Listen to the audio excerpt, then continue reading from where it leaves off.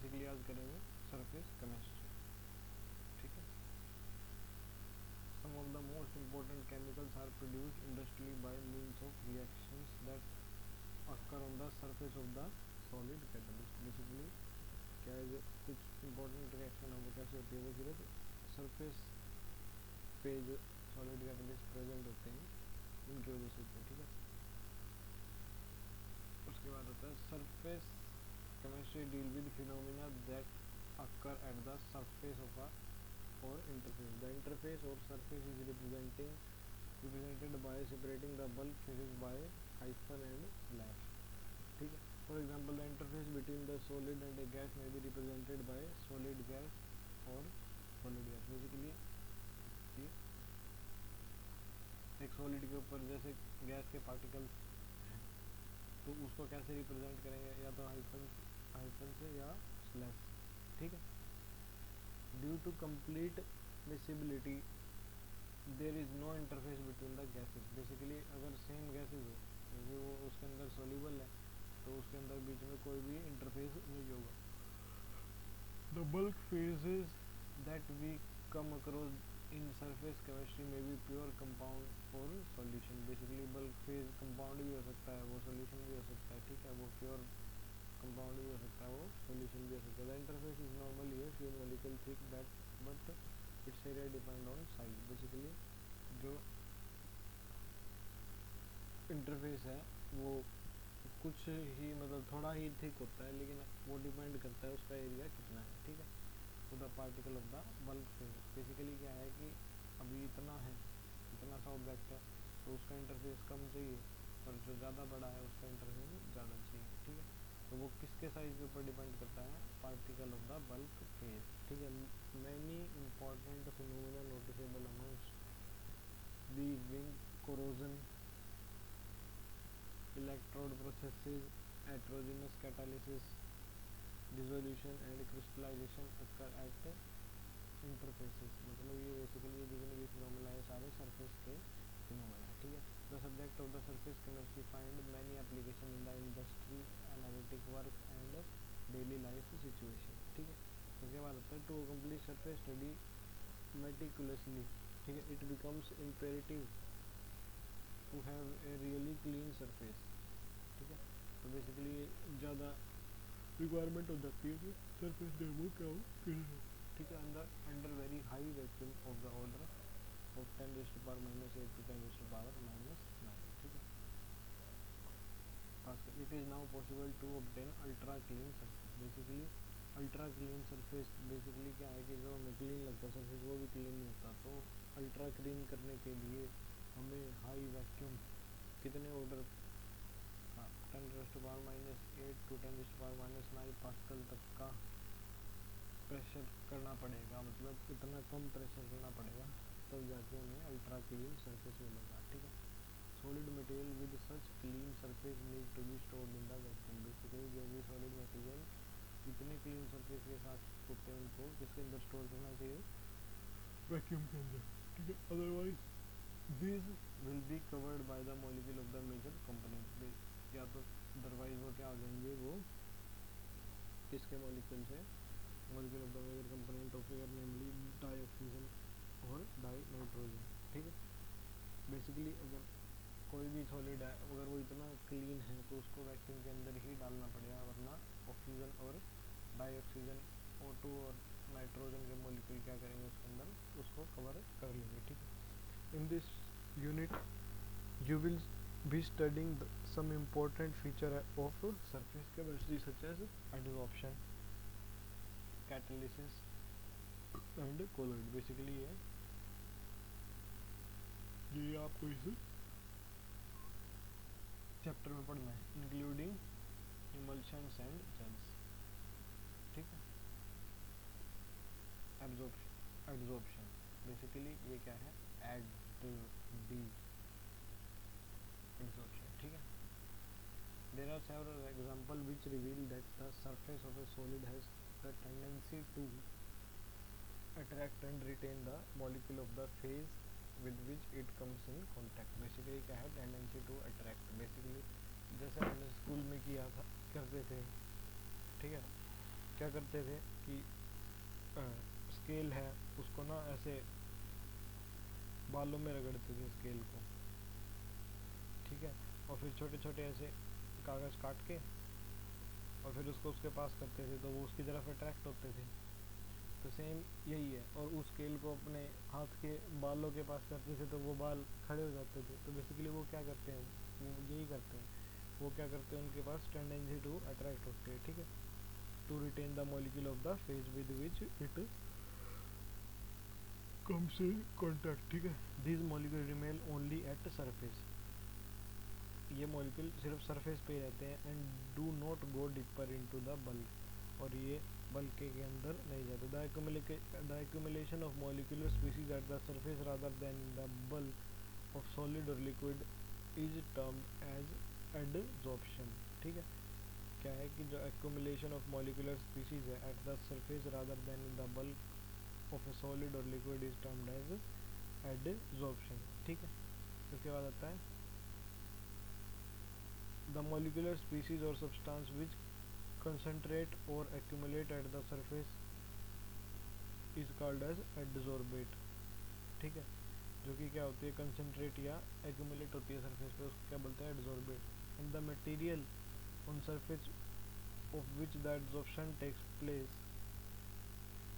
Is called as adsorbent, मतलब जिस material के सरफेस पे क्या होती है, एडसॉर्प्शन टेक्स प्लेस होती है, मतलब बेसिकली ये एक सरफेस है, इसके ऊपर ये मॉलिक्यूल आके एडजॉर्ब हो गई, ठीक है।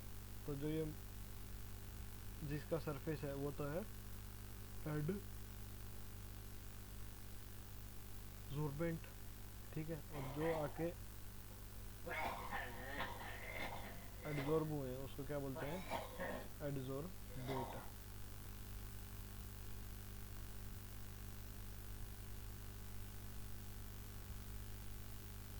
Adsorption is essentially a surface phenomena, basically surface phenomena. Solids particularly is finely divided state, ठीक है,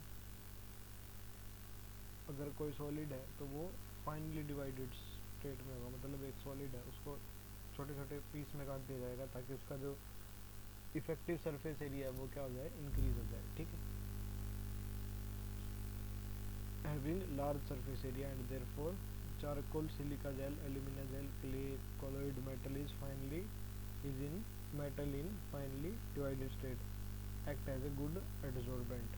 बेसिकली एग्जांपल दिए जैसे चारकोल है, silica gel, alumina gel, clay, colloid, ठीक है, वो फाइनली डिवाइडेड स्टेट में होते हैं और वो गुड एडसोर्बेंट का काम करते हैं, ठीक है। उसके बाद आता है एडसॉर्प्शन इन एक्शन, ठीक है। If gas like O2 H2 CO Cl2 NH3 SO2 is taken in a closed vessel containing powdered charcoal, it is observed that the pressure of the gas in the enclosed vessel decreases। Basically अगर O2 H2 CO Cl2 NH3 जैसी gases किसके अंदर ले ली जाए, closed vessel के अंदर ले ली जाए और उसके अंदर पाउडर्ड चारकोल हो, तो क्या ऑब्जर्व किया जाता है कि जो प्रेशर है गैस का वो क्या होता है, वेसल के अंदर डिक्रीज करता है, ठीक है। The gas molecule concentrate at the surface of the charcoal and gas are absorbed at the surface, और गैस का ऑब्जॉर्ब हो जाती है सरफेस पे। In a solution of organic dye same methylene blue, when animal charcoal is added the solution is well shaken, it is observed that the filtrate turns colourless, मतलब जो भी उसके अंदर कलर प्रोड्यूस करने वाला सब्सटेंस है वो क्या हो जाता है, वो एब्जॉर्ब हो जाता है, ठीक है, और वो फिल्ट्रेट क्या हो जाता है, colourless. The molecule of the dye thus accumulate on the surface of the charcoal, मतलब जो मॉलिक्यूल डाई के मॉलिक्यूल हैं वो क्या हो जाते हैं, accumulate on the surface of charcoal. aqueous solution of raw sugar when passed over beds of animal charcoal becomes colorless as the coloring substances are absorbed by the charcoal। Basically अलग अलग phenomena बताए गए हैं जिसके अंदर absorption होता है, ठीक है। उसके बाद आता है the air becomes dry in the presence of silica gel, मतलब सिलिका जेल की प्रेजेंस में क्या हो जाती है, एयर ड्राई हो जाती है, ठीक है, because water molecule get absorbed on the surface of the gel. Because क्या होता है, जो वाटर मॉलिक्यूल है ठीक है, वो क्या हो जाते हैं, एब्जॉर्ब हो जाते हैं सरफेस ऑफ द जेल पे। ठीक है, it is clear from the above example that solid surface can hold the gas or liquid molecule by virtue of absorption. Basically क्या है कि सॉलिड सरफेस है वो गैस या लिक्विड मॉलिक्यूल को एब्जॉर्प्शन की वजह से उसको अट्रैक्ट करके रख सकते हैं। ठीक है, the process of removing an absorb substance from a surface on which it absorb desorption. Basically जो प्रोसेस है रिमूव करने का एब्जॉर्ब्ड सब्सटेंस को, मतलब एब्जॉर्प्शन का जो रिवर्स है, मतलब एक सब्सटेंस जाके एक सरफेस पे एब्जॉर्ब हो गया और उसको वहां से हटाना है, उसको क्या बोलते हैं, हम डीसॉर्प्शन बोलते हैं। ठीक है, distinction between absorption and absorption, basically difference है एब्जॉर्प्शन में और एब्जॉर्प्शन में। एक तो स्पेलिंग का ही डिफरेंस है। ठीक है, इसमें डी है, इसमें बी है। ठीक है, आगे और देखो क्या क्या है।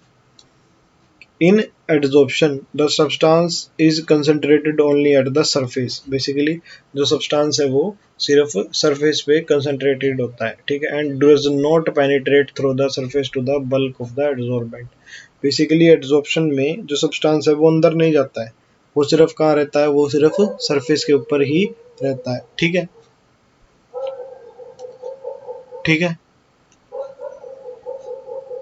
while in absorption the substance is uniformly distributed throughout the bulk of the solid। लेकिन एब्जॉर्प्शन में वो क्या है कि पूरा के पूरा अंदर चला जाता है। जैसे स्पंज में आपने देखा हो तो वाटर अंदर ही स्टोर होता है। ठीक है, for example when a chalk stick is dipped in ink, the surface retain the color of the ink due to adsorption of the colored molecule। Basically अगर हम किसी चौक को इंक के अंदर डाल दे तो चौक का जो ऊपर ऊपर वाला हिस्सा है वही ब्लू होगा। अगर हम चौक को तोड़ के देखेंगे ना तो उसके अंदर हमें वाइट ही मिलेगा। ठीक है, तो वो क्या है, वो एडजॉर्प्शन है। While the solvent of the ink goes deeper into the stick due to absorption.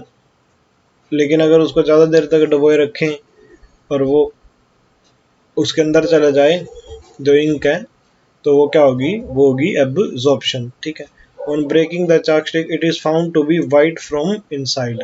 और लेकिन वो अंदर से कैसे मिलती है, वाइट मिलती है। ए distinction can be made between absorption and adsorption. तो एक मतलब डिफरेंस क्रिएट किया जा सकता है एब्जॉर्प्शन और उसके बीच में by taking an example of water vapour. Water vapour are absorbed by anhydrous calcium chloride. Water vapour कैसे एब्जॉर्ब होते हैं, by anhydrous calcium chloride but adsorbed by silica gel।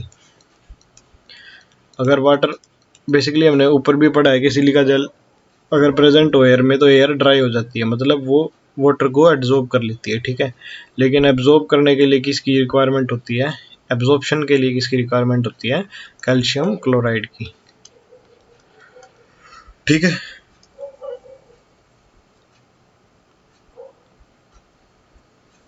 In other words in adsorption the concentration of the adsorbate increases. मतलब adsorption में जो concentration है adsorbate की वो क्या होती है, इंक्रीज होती है। Only eight the surface of the adsorbent, मतलब सिर्फ सरफेस पे। While in the absorption the concentration is uniform through out the bulk of the solid. मतलब जो कंसंट्रेशन इंक्रीज होगी वो पूरे सॉलिड के अंदर होगी। ठीक है, मतलब अगर मैं एक रफ जैसे एडजॉर्प्शन दिखानी है तो एडजॉर्प्शन में तो जो भी मॉलिक्यूल आएगा वो ऐसे सरफेस पे आएगा, लेकिन एब्जॉर्प्शन में क्या होगा कि वो पूरे पूरे इसके ऊपर आएगा, मतलब उसके अंदर भी जाएगा। Both absorption and absorption can takes place simultaneously also the term sorption is used to describe the both process। Basically adsorption और एब्जॉर्प्शन दोनों एक साथ हो सकते हैं और उसको क्या बोलते हैं, हम बोलते हैं सॉर्प्शन बोलते हैं, use to describe both the processes. ठीक है, उसके बाद आता है मैकेनिज्म ऑफ एडजॉर्प्शन। ठीक है, adsorption arise due to the fact that the surface of the particle of the adsorbent are not in the same environment. ठीक है, मतलब जो भी पार्टिकल हैं वो किसमें नहीं है, not in the same environment. जो भी एड्सॉर्बेंट के पार्टिकल है, the particle inside the bulk inside the absorbent, all forces acting between the particle are mutually balanced, but on the surface of the particle are not surrounded by atoms or molecules of their own kind, basically, and hence they possesses a unbalanced or residual attractive force. These forces of adsorbent are responsible for attracting the adsorbed particle on its surface. ठीक है, basically इसके अंदर क्या बताया गया है कि जैसे एक ये एड्सॉर्बेंट है एक, ठीक है, इसके अंदर एक ये मॉलिक्यूल है, तो इसके इस साइड भी एक पार्टिकल है इसका, एक इस साइड भी पार्टिकल है, एक इस साइड भी पार्टिकल है, एक इस साइड भी पार्टिकल है। तो दोनों तरफ से अगर अट्रैक्टिव फोर्स, अगर रिपल्सिव फोर्स होगा तो ऐसे ऐसे, तो मतलब बेसिकली ये कैंसिल करेंगे एक दूसरे को, ठीक है। लेकिन सरफेस पे क्या होगा कि एक पार्टिकल यहाँ है, एक यहाँ है, एक यहाँ है, एक यहाँ है, ठीक है, तो एक फोर्स इधर रह जाएगी, मतलब इधर कोई पार्टिकल नहीं है तो उसकी फोर्स कैंसिल नहीं होगी, मतलब इस पार्टिकल की फोर्स कैंसिल नहीं होगी इस पार्टिकल की, तो वो क्या करेगा, वो बाहर के मॉलिक्यूल्स पे एक अट्रैक्टिव फोर्स अप्लाई करेगा, ठीक है, इस डायरेक्शन में, ठीक है। The extent of adsorption increase with the increase of the surface area, मतलब जो एड्सॉर्प्शन का एक्सटेंट है वो सरफेस एरिया के increase per unit mass of the adsorbent at a given temperature and pressure, ठीक है, वो एड्सॉर्बेंट के गिवन टेम्परेचर और प्रेशर पे इंक्रीज करता है, ठीक है। उसके बाद आता है another important factor featuring adsorption is the heat of adsorption, basically एक दूसरा इम्पोर्टेंट फैक्टर एड्सॉर्प्शन को फीचर करने वाला is that during adsorption there is always a decrease in the residual forces of the surface, basically absorption के दौरान there is always a decrease, मतलब एक decrease होता है in residual forces of the surface, there is decrease in the surface energy which appears as heat, or there is decrease in the surface energy which appears as heat, ठीक है।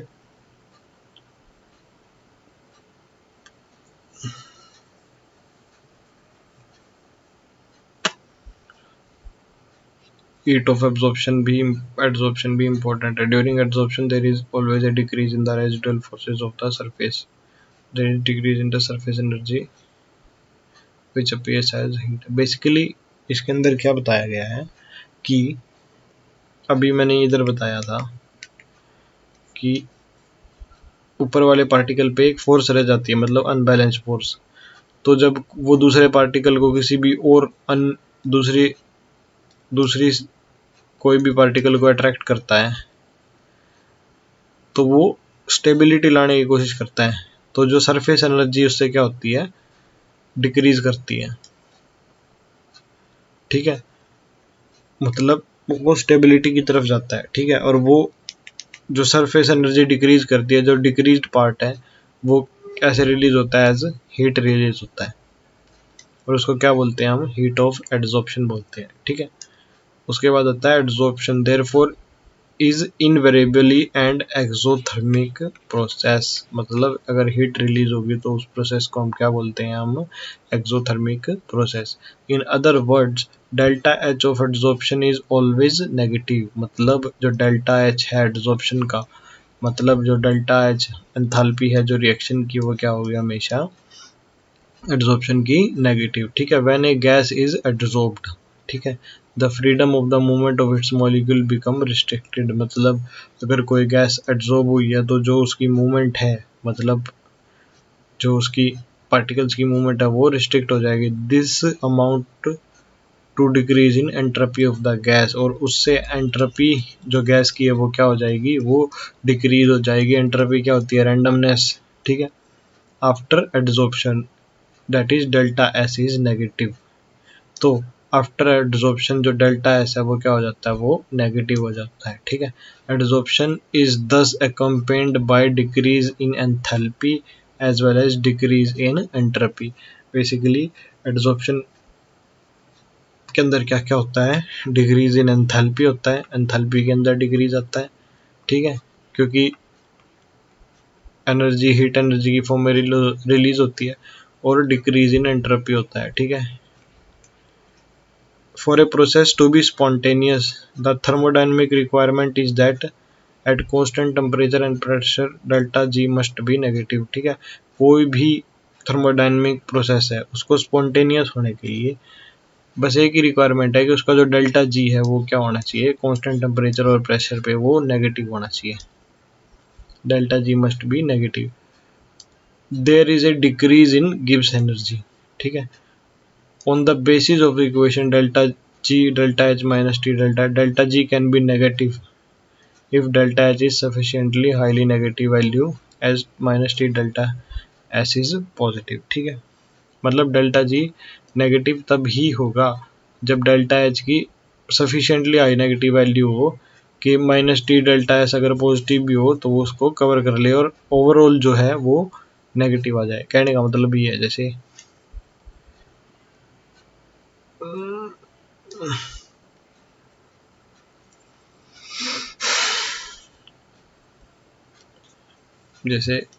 Delta G is equal to क्या है, delta H minus T delta S है, ठीक है। तो अगर मान लो मतलब डेल्टा एच की अगर मान लो ये डेल्टा एस नेगेटिव आया तो ये नेगेटिव नेगेटिव होकर इधर पॉजिटिव हो जाएगा, मतलब T delta S overall positive हो जाएगा, ठीक है।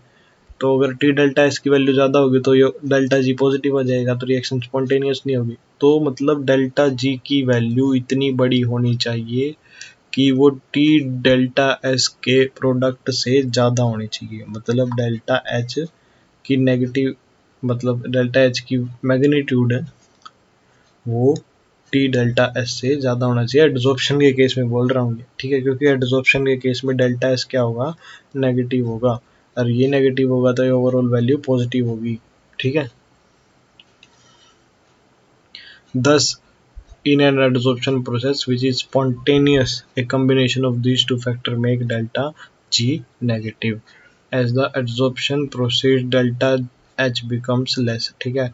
डेल्टा एच की वैल्यू क्या हो जाती है, कम होती जाती है, and less negative, ultimately delta H becomes equal to T delta S, और एक पॉइंट पे जो डेल्टा एच है वो क्या हो जाता है, टी डेल्टा एस के बराबर हो जाता है, and delta G become zero. At this state equilibrium is attained, ठीक है। एक ये बताया हमने ये ज़्यादा होती है ये कम होती है, तो एक टाइम पे दोनों इक्वल आ जाती है और डेल्टा जी क्या हो जाता है, जीरो हो जाता है, और उस कंडीशन पे क्या आ जाता है, इक्विलिब्रियम आ जाता है, ठीक है। उसके बाद आती है टाइप्स ऑफ एडजॉर्प्शन, ठीक है, टाइप्स ऑफ एडजॉर्प्शन, ठीक है। There are mainly two types of adsorption of gases on solids, ठीक है। मेनली कितनी तरह की है, दो तरह की है, ठीक है। If accumulation of gas on the surface of solid occur on account of weak van der Waals forces, ठीक है, दो तरह की एब्जॉर्प्शन है। अगर सरफेस पे सॉलिड के सरफेस पे गैस कोई भी गैस एक्यूमुलेशन ऑफ गैस हो जाए बाय वीक वंडरवाल फोर्सेस उनके अंदर लग रहे हो, ठीक है, तो वो एड्जॉर्प्शन क्या होती है, फिजिकल एड्जॉर्प्शन होती है, ठीक है, या फिजियोशॉर्प्शन होती है, ठीक है। And when the gas molecule or atom are held to the solid surface by chemical bonds, ठीक है। अगर वीक वंडरफॉल फोर्स से हो तो उसको क्या बोलते हैं, फिजियोसॉर्प्शन या फिजिकल एड्जॉर्प्शन। अगर केमिकल बॉन्ड से हो तो उसको क्या बोलते हैं, केमिकल एड्जॉर्प्शन और केमियोसॉर्प्शन, ठीक है। द केमिकल बॉन्ड में भी कोवलेंट और आयनिक, ठीक है, केमिकल बॉन्ड कोई से भी हो सकते हैं। Chemisorption involve high energy of activation, basically इसको हाई एक्टिवेशन एनर्जी की रिक्वायरमेंट है। एक्टिवेशन एनर्जी क्या होती है, एक्टिवेशन एनर्जी ये एनर्जी होती है, ठीक है, मतलब एक पर्टिकुलर एनर्जी जिसके बाद रिएक्शन क्या हो जाए, रिएक्शन हो जाए मतलब, ठीक है। Is therefore often refer to as activated adsorption. Activated मतलब उसको हमने एनर्जी प्रोवाइड किया। जैसे हम एक्टिव ट्रांसपोर्ट पढ़ते हैं तो उसका मतलब क्या होता है, उसके अंदर एटीपी यूटिलाइज हुआ, तो इसमें भी ऐसे ही है, ठीक है। एक particular amount of activation energy देनी पड़ती है रिएक्शन होने से पहले, ठीक है।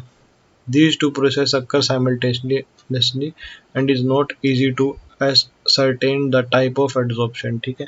ये दोनों प्रोसेस इकट्ठी होती है तो एकदम बताना मुश्किल है, ठीक है। Physical adsorption at low temperature may pass into chemical absorption as the temperature is increased. Basically एक फिजिकल एडजॉर्प्शन जो कि लो टेम्परेचर पे हो रही है वो केमिकल एब्जॉर्प्शन में कन्वर्ट हो सकती है अगर टेम्परेचर क्या हो जाए, इंक्रीज हो जाए, ठीक है।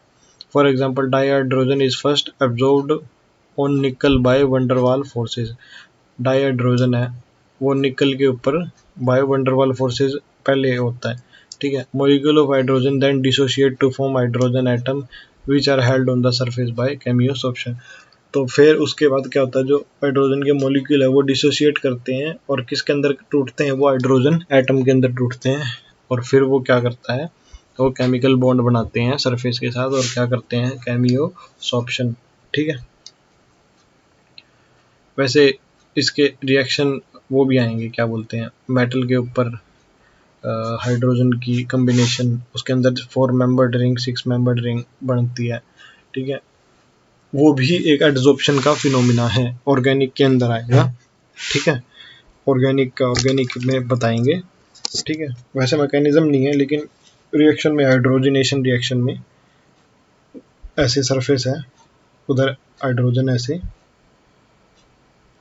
इधर बॉन्ड बनना शुरू हो जाता है और इधर से ब्रेक होना शुरू हो जाता है, जो ये बॉन्ड है ये ब्रेक होना शुरू हो जाता है। मतलब ऐसे ऐसे कुछ कुछ रिएक्शंस हैं, ठीक है। किसी में 4 मेंबर्ड रिंग बनती है, किसी में 6 मेंबर्ड रिंग बनती है, ठीक है। कैरेक्टरिस्टिक ऑफ फिजियोसॉर्प्शन, ठीक है, फिजियोसॉर्प्शन की कैरेक्टरिस्टिक, ठीक है। लैक ऑफ स्पेसिफिसिटी मतलब बेसिकली फिजिकल एब्जॉर्प्शन है, उसको किसी ने उसके नेचर से मतलब ही नहीं है, ठीक है। उसको तो बस उसको van der Waal फोर्स से अट्रैक्ट करना है, ठीक है। A given surface of adsorbent does not show any preference or for a particular gas as the van der Waal forces are universal. Basically जिसके पास मास है, जो चीज़ मास एक्वायर करती है उसके पास van der Waal फोर्स है, ठीक है।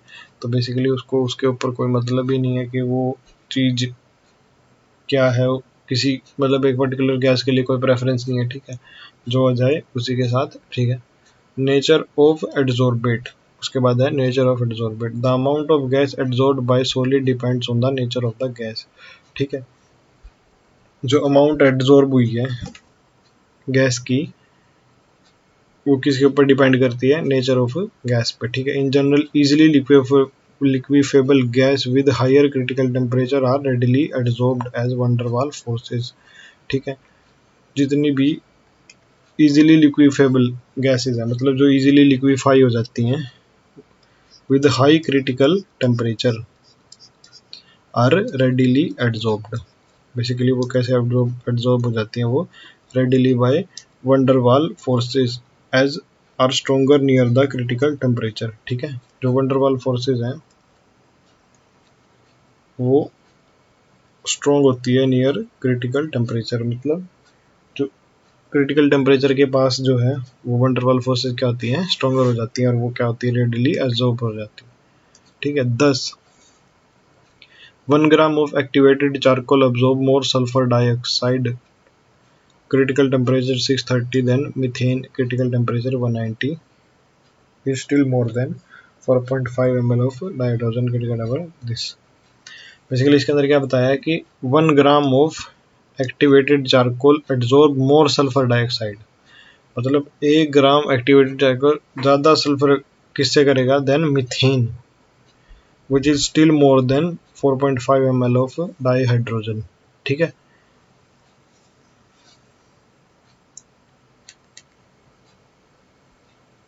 उसके बाद आता है reversible nature. Physical adsorption of gas bye solid is generally reversible. Basically अगर कोई reaction van der Waal force से होती है तो van der Waal फोर्स इतनी स्ट्रॉन्ग नहीं है, उसको इजीली तोड़ा जा सकता है, थोड़ा सा टेम्परेचर दे के ही उसको इजीली उससे अलग किया जा सकता है। तो जो ये रिएक्शन है वो क्या होती है, रिवर्सिबल होती है, ठीक है।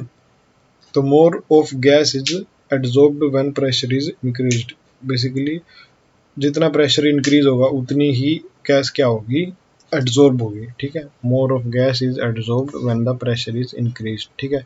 As the volume of gas decrease, Le Chatelier principle, and the gas can be removed by decreasing pressure, ठीक है। और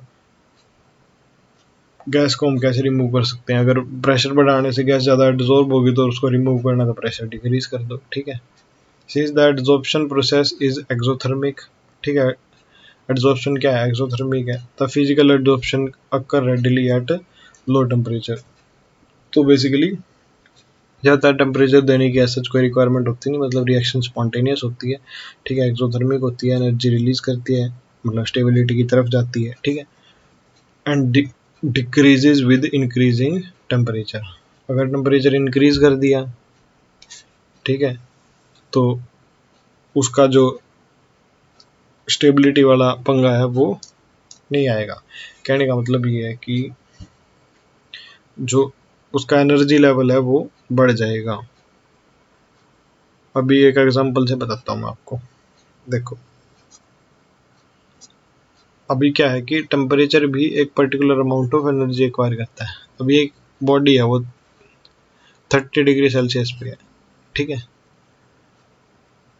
उसने कोई रिएक्शन की, स्टेबिलिटी हासिल की, उसने मान लो 10 जूल एनर्जी रिलीज कर दी, ठीक है।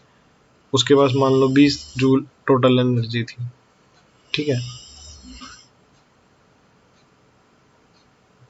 तो 10 जूल उसने रिलीज कर दी, मतलब वो 10 जूल पे स्टेबल है। बेसिकली 10 जूल पे वो स्टेबल होगी ही, ये तो कॉमन सी बात है, एनर्जी लेवल कम हो गया, ठीक है। सेम अगर चीज अभी सेम यही जो है, इसका अगर हम टेम्परेचर बढ़ा दें 40 डिग्री सेल्सियस करते हैं, 40 डिग्री सेल्सियस कर दें, तो मान लो 10 डिग्री के साथ इसके अंदर 10 प्लस और हो जाए, तो अगर फिर भी ये 10 भी लूज करेगी तो भी ये 20 पे ही रहेगी। कहने का मतलब ये स्टेबिलिटी एक्वायर नहीं करेगी, ठीक है। तो रिएक्शन ज़्यादा फेवर करेगा नहीं, ठीक है। Surface area of adsorbent, the extent of adsorption increases with increase of the surface area of the adsorbent, basically जो एक्सटेंट है एड्सॉर्प्शन का वो क्या होता है, इंक्रीज होता है with increase of surface area of adsorbent. Thus finely divided metal and porous substance having large surface area are good adsorbent, ठीक है। जो फाइनली डिवाइडेड मेटल, कोई भी चीज़ है उसको तोड़ने के लिए क्रशिंग, उसकी ग्राइंडिंग क्यों करते हैं, ताकि उसका सरफेस एरिया इंक्रीज हो जाए। बहुत सारी प्रोसेसेस ऐसी हैं जिनके अंदर हमें सरफेस एरिया ज़्यादा रिक्वायरमेंट होती है, तो उससे क्या होता है, इफेक्टिवनेस ऑफ द रिएक्शन बढ़ जाती है, ठीक है। मतलब जो रिएजेंट कैटलिस्ट है वो ज़्यादा काम करते हैं, ठीक है। enthalpy of adsorption, no doubt physical adsorption is an exothermic process, basically exothermic process, but its enthalpy of adsorption is quite low, that is 20 to 40 kilojoule। Basically इसकी जो enthalpy of adsorption है वो क्या है, 20 to 40 किलोजूल।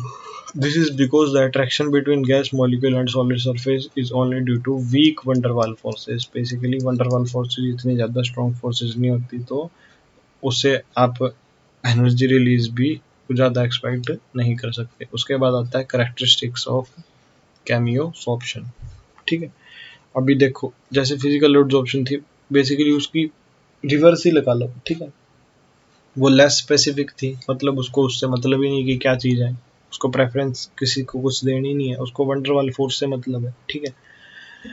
लेकिन chemicals absorption क्या है कि वो क्या है, स्पेसिफिक, हाईली स्पेसिफिक है, ठीक है। केमियोसॉर्प्शन इज हाईली स्पेसिफिक, क्यों स्पेसिफिक है, क्योंकि उसको तो बॉन्ड बनाना है भाई, बॉन्ड ऐसे थोड़ी ना किसी के साथ भी बना लेगा, ठीक है। उसके लिए उसका पर्टिकुलर ऑक्टेट पूरा करने वाला एलिमेंट होना चाहिए, ठीक है। And it will only occur if there is some possibility of chemical bond, तो केमिकल बॉन्ड सबके साथ तो बनता नहीं, ठीक है, between adsorbent and absorbed. For example, oxygen is adsorbed on metal by virtue of oxide formation. Basically, oxygen किसी metal पे एब्जॉर्ब क्यों होता है, ऑक्साइड बनाने के लिए, ठीक है, उस मेटल का oxide. And hydrogen is absorb by transition metal due two hydride formation. कोई भी ट्रांजिशन मेटल अगर हाइड्रोजन एब्जॉर्ब करता है तो वो क्या बनाता है, वो हाइड्राइड बनाता है। तो मतलब एक बॉन्ड बनता है ट्रांजिशन मेटल और हाइड्रोजन के बीच में, ठीक है, और उससे क्या बनता है, एक हाइड्राइड बनता है, कंपाउंड हाइड्राइड बनता है, ठीक है। उसके बाद आती है reversibility. As chemisorption involve compound formation, it is usually irreversible. Basically अगर बॉन्ड बना दिया तो वो तो बहुत ही ज़्यादा स्टेबल हो गया ना वो चीज़। तो यूजुअली क्या होती है, इरिवर्सिबल होती है नेचर में, ठीक है। Chemisorption is also an exothermic process. Chemisorption भी एक एक्सोथर्मिक प्रोसेस है, but the process is very slow at low temperature, ठीक है। लो टेम्परेचर पे रिएक्शन बहुत ही ज़्यादा स्लो होती है। अभी एक केमिकल बॉन्ड बनेगा तो इसको एक्टिवेशन एनर्जी का जाल पास करके जाना पड़ेगा, ठीक है। Very low eight low temperature on account of high energy of activation. Basically इसको एक हाई एनर्जी ऑफ एक्टिवेशन की रिक्वायरमेंट होती है रिएक्शन को आगे प्रोसीड करने के लिए। Like most chemical changes adsorption often increases with rise of temperature, ठीक है। टेम्परेचर के राइज के साथ जो एड्सॉर्प्शन है वो बढ़ जाती है। Physisorption of gases adsorb at low temperature may change into chemisorption at high temperature. Basically ऊपर भी लिखी थी ये लाइन, जैसे कुछ गैसेज की फिजियोसॉर्प्शन हो रही है लो टेम्परेचर पे, और अगर टेम्परेचर इंक्रीज कर दिया जाए तो वही क्या हो जाती हैं, केमिसॉर्प्शन में कन्वर्ट हो जाती है, मतलब वो बॉन्ड बनाना शुरू कर देती है। इसका हाइड्रोजनेशन का एग्जांपल दिया था कि हाइड्रोजन किसी भी निकल या किसी भी मेटल के सरफेस पे कैसे एड्सॉर्ब होता है। पहले तो फिजिकली होता है, लेकिन अगर टेम्परेचर इंक्रीज कर दिया जाए तो वो केमिकली भी बॉन्ड बना लेता है, ठीक है। Usually high pressure is also favourable for chemisorption. Basically high pressure तो उसके अंदर भी था, फिजियोसॉर्प्शन के अंदर भी था। इसके अंदर केमिसॉर्प्शन के अंदर हाई टेम्परेचर और हाई प्रेशर, फिजिकल फिजियोसॉर्प्शन के अंदर हाई प्रेशर लो टेम्परेचर, ठीक है। इसके अंदर दोनों चीज़ें high, high temperature high pressure, लेकिन फिजियोसॉर्प्शन के अंदर क्या था, लो टेम्परेचर हाई प्रेशर, ठीक है। उसके बाद आता है surface area. Like physical adsorption, chemoabsorption also increase with increase of surface area. Basically surface area increase होगा, effectiveness increase होगा, catalyst ज़्यादा act करेंगे, ठीक है। कोई भी enzyme intermediate या कुछ भी है वो surface area ज़्यादा होने से ज़्यादा act करता है, ठीक है। उसके बाद आता है enthalpy of adsorption, ठीक है। enthalpy of chemoabsorption is high 80 to 240 kilojoule पर मोल। अभी देखो enthalpy जो adsorption की थी फिजिकल एब्जॉर्प्शन की, वो 20 टू 40 किलो जूल पर मोल थी, लेकिन ये कितनी है, 80 टू 240 किलो जूल पर मोल है, ठीक है। As it involve chemical bond formation, क्योंकि इसके अंदर क्या बनता है, इसके अंदर केमिकल बॉन्ड बनता है, ठीक है। इस वजह से इसकी जो वैल्यू है एंथैल्पी ऑफ केमियोसॉर्प्शन की वो क्या है, ज़्यादा है, ठीक है। उसके बाद आता है फिजियोसॉर्प्शन एंड केमिकल सॉर्प्शन के अंदर एक कंपैरिजन छोटा सा, ठीक है। तो basically it rise due to van der Waals forces. Physical absorption van der Waals forces की वजह से, ये किसकी वजह से होता है, केमिकल बॉन्ड की वजह से, ठीक है। ये इट इज़ नॉट स्पेसिफिक या हाईली स्पेसिफिक है, ठीक है। फिजियोसॉर्प्शन का तो बस वंडरवाल फोर्स से मतलब है, ठीक है। उसको कंपाउंड से तो कोई मतलब है ही नहीं कि क्या है क्या नहीं है, एलिमेंट क्या है क्या नहीं है, ठीक है। इसको तो बॉन्ड बनाना है भाई, ये तो देखेगा कि भाई इसके अंदर इसके ऑक्टेट में कितने इलेक्ट्रॉन है, ठीक है, उस हिसाब से उसको आने देगा, ठीक है। It is reversible in nature, ठीक है। फिजिक्स ऑप्शन क्या है, रिवर्सिबल है नेचर में, और ये क्या है, इरिवर्सिबल, क्योंकि बॉन्ड बना लेता है भाई ये तो पक्के वाला, ठीक है।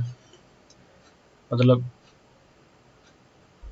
It depends on the nature of the gas, ठीक है।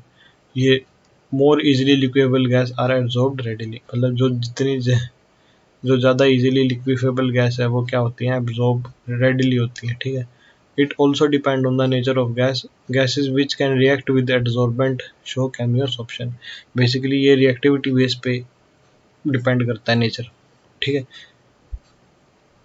ठीक है। Enthalpy of adsorption is low 20 to 40, enthalpy of adsorption is high 80 to 240, ठीक है।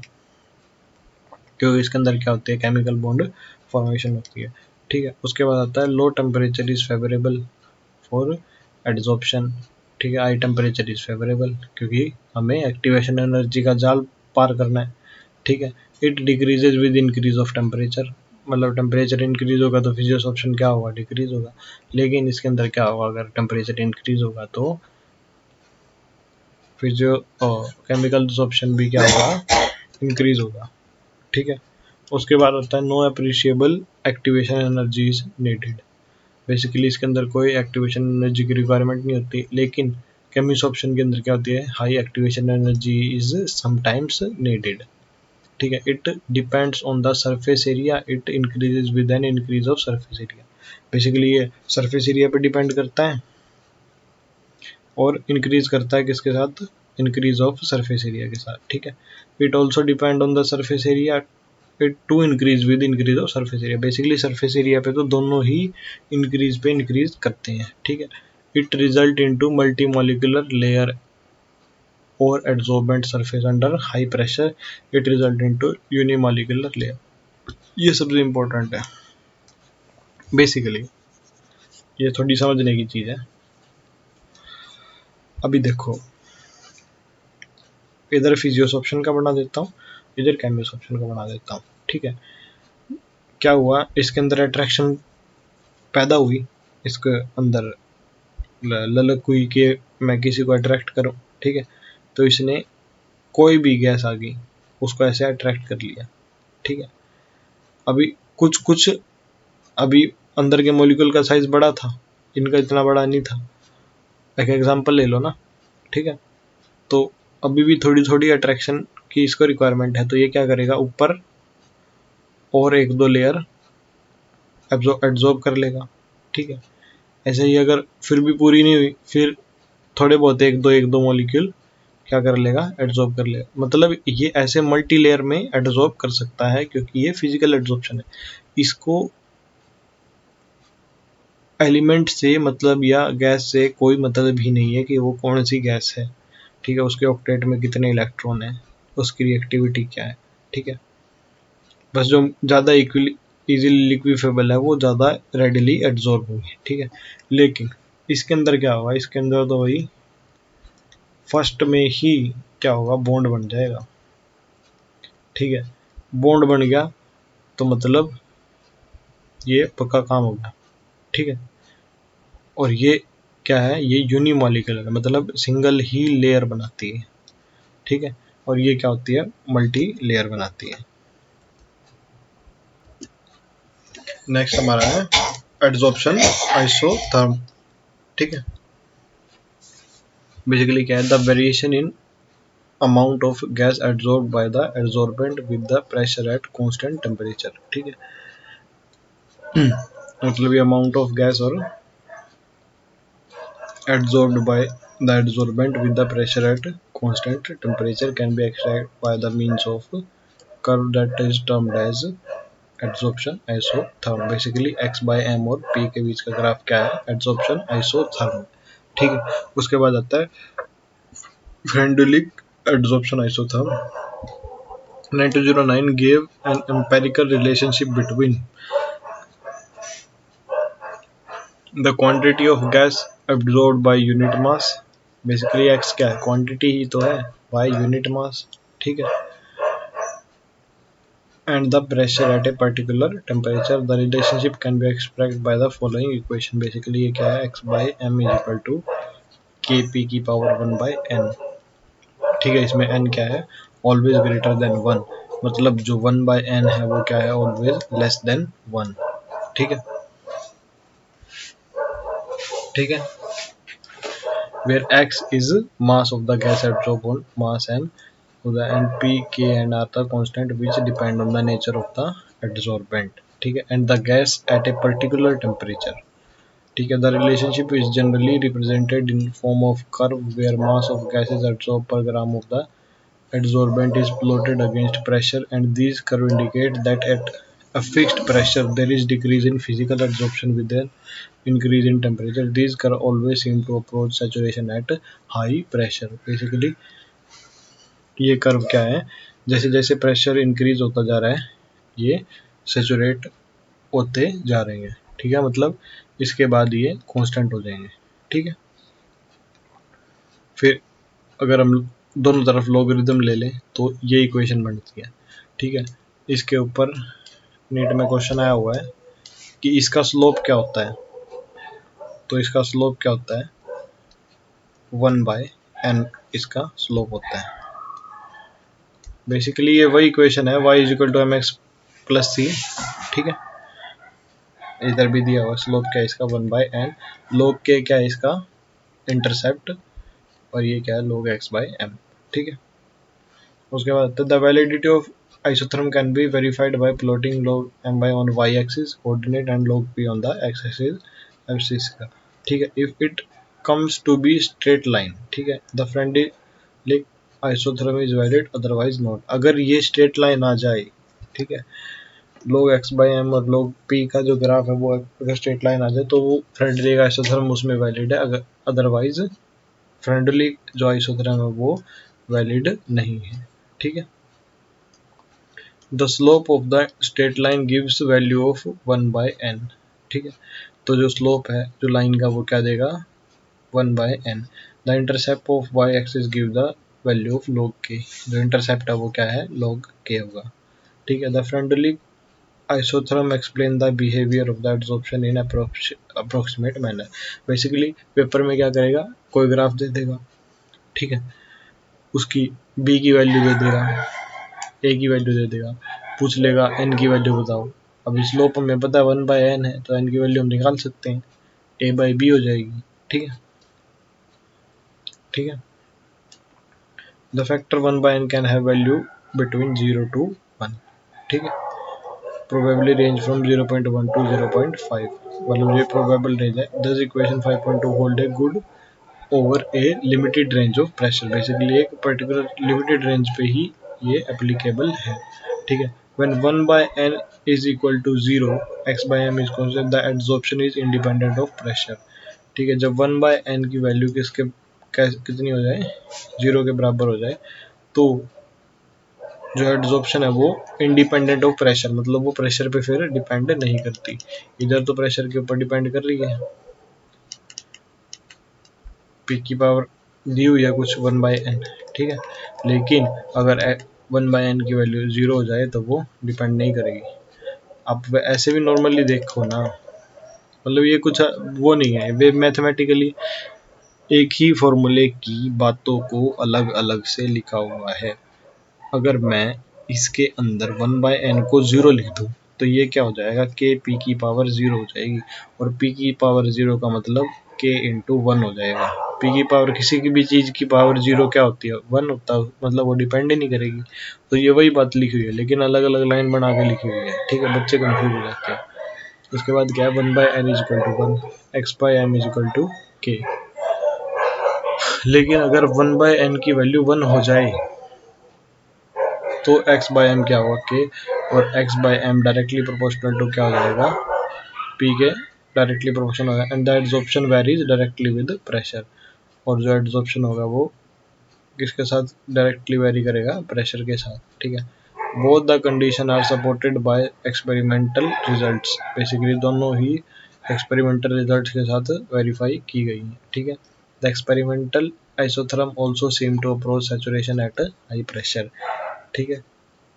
जो एक्सपेरिमेंटल आइसोथर्म है मतलब ज़्यादा प्रेशर हाई प्रेशर पे होने के बाद वो जो आइसोथर्म है वो क्या हो जाती है सैचुरेट हो जाती है, ठीक है।